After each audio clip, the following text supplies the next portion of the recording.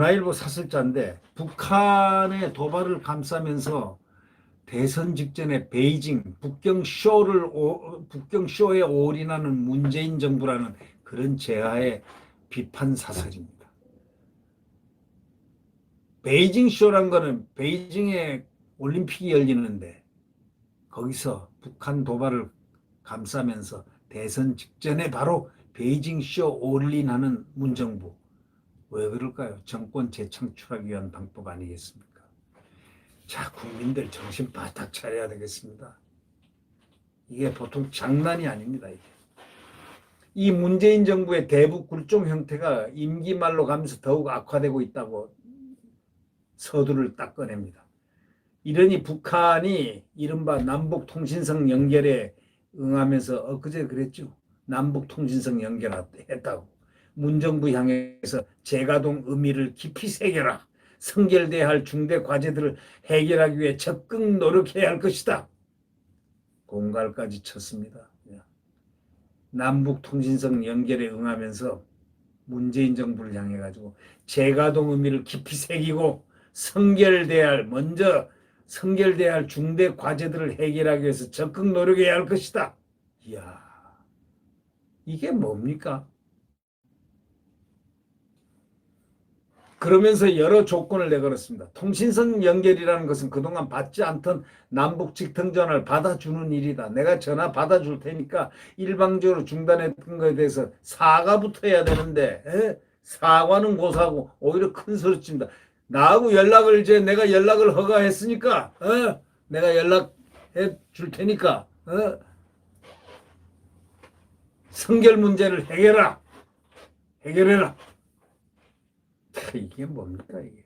재가동 의미를 깊이 새겨라. 성결해야 할 중대 과제들을 해결하기 위해서 적극 노력해라. 이런 조건을 걸었던 거. 이거 정말 참. 아마 지금 국민의힘 야권의 정부라면은 예라익 하고 당장 그냥 전화기를 갖다 줄을 짝짝 잘라버릴 것입니다.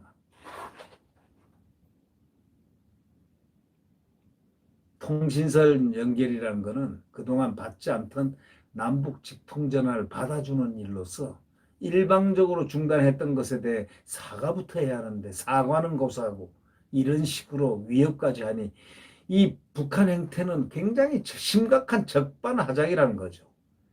문정부는 감지덕지해 북한에 대한 지원에 안달하고 있다고 이 사설자는 이 정권을 아주 세게 비판하고 있습니다.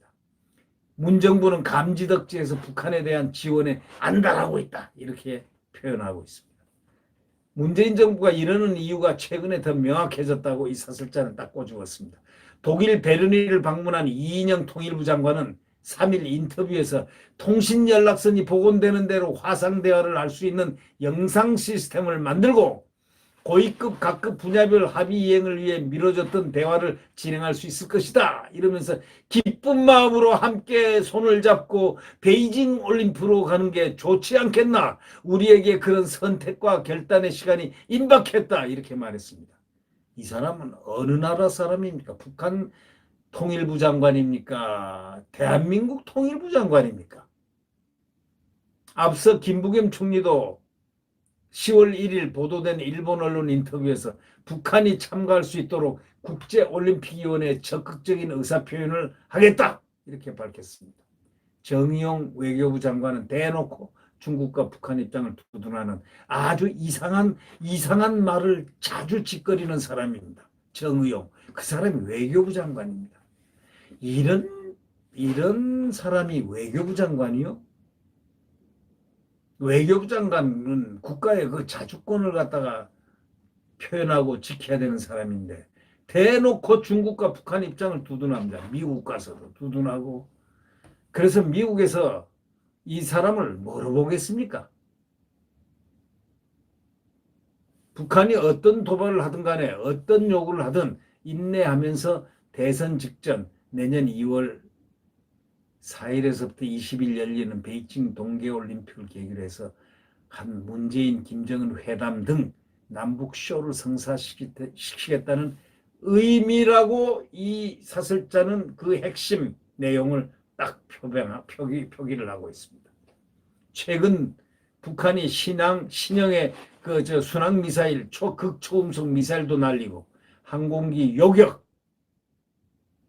미사일 막 연쇄 도발하고 있음에도 불구하고 아무 말도 안 합니다. 항의 한 번 안 합니다. 문 대통령의 1일 국군의 날 기념사에서 전혀 언급 안 했습니다. 반대로 유엔 안보리 있지 않습니까? 긴급회의까지 열었습니다. 그런데 우리나라 대통령은 말 한마디 안 했습니다. 정말 복통이 터질 노릇이죠. 네. 임기 말에 가까워질수록 북한 도발도 감싸고 남북 이벤트에 올인하려는 경향이 더욱 심해질 것 같다고 이 사설자는 굉장한 우려를 표명하고 있습니다.